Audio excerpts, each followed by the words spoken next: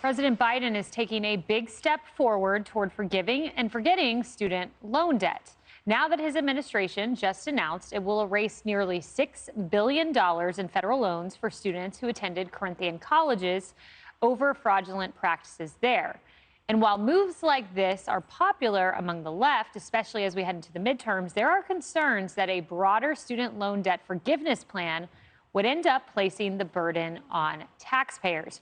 Charlie, this is the biggest student loan debt forgiveness ever by the Department of Education. They say that it is potentially just a precursor. There was a lot of reporting Friday that there was a broader plan that Biden was going to announce, perhaps in a commencement speech he gave. He did not announce it. CNN saying the executive order has been drafted, but they don't know whether the president will sign it just yet. Yeah. Well, obviously, we're talking about the Corinthian colleges is sort of a separate from the much larger issue. But I would argue a couple of things. One is that this whole issue of student debt forgiveness is a ticking time bomb for Democrats. They may think that it's popular, and it may be popular among the little weird people they focus group and talk to about this. But if you do this, it is going to come back to haunt them politically like nothing else, because it's a taxpayer bailout of universities. And the idea that you are going to recoup costs for students who got swindled by a college or university I think that's great.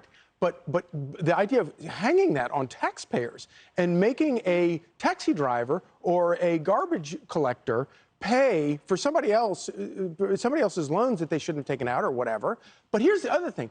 I think that you could have a great movement making this argument.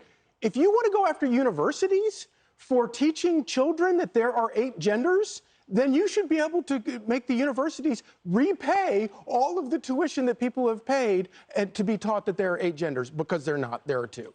Yes. Washington Post editorial board, normally playing footsie with the left, but not on this issue. I was actually stunned as I read this. They call the potential plan from Biden an expensive and inequitable election year stunt, saying this. Emily, take a look. The president's means test, because just to be clear, the president's plan allegedly would say if you make $150,000 or less, you get $10,000 in forgiveness.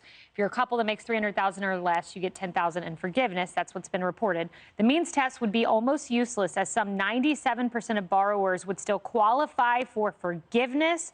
According to the Committee for a Responsible Federal Budget, estimates that the plan would cost $230 billion, and that 71% of the benefits would flow to those in the top half of the income scale, a quarter to the top 20%, and many recent graduates from medical, law, and business schools would qualify for forgiveness, even though their lifetime income trajectories don't justify it. That's right. As usual, it's just lip service by this administration regarding a vulnerable or an underserved community that they think will qualify for votes for them. But the reality of what solution they propose just absolutely ends up benefiting a different community, and it ends up hurting that community. Look, to your point, public pension, that whole thing has resulted in a crisis for every single state, right? There's a $15 billion gap, for example, in the UC system on what they owe and the cash on hand for the pensioners.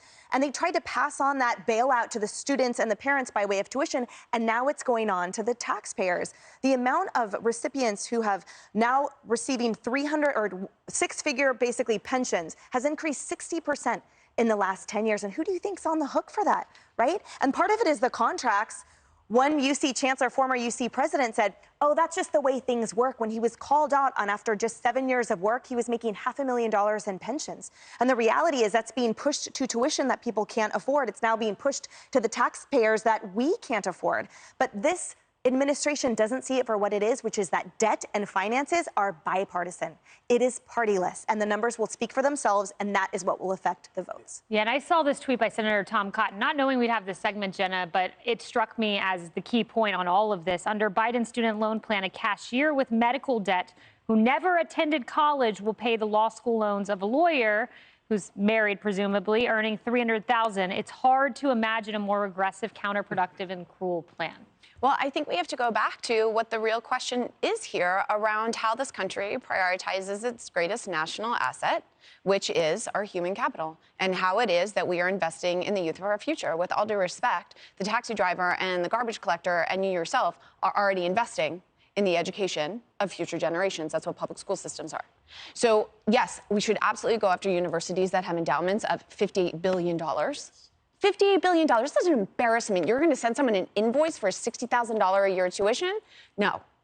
However, I will have to say that I do think we have to reconsider how this kind of debt prevents folks across the financial spectrum from investing in home loans, from being able to pay off medical bills. 57% of this country is a $1,000 medical bill away from financial ruin.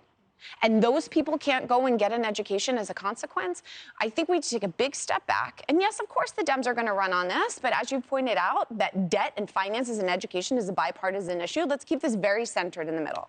But should, Julie, those in perhaps the bottom 50% of income levels be stipending college, not, public school?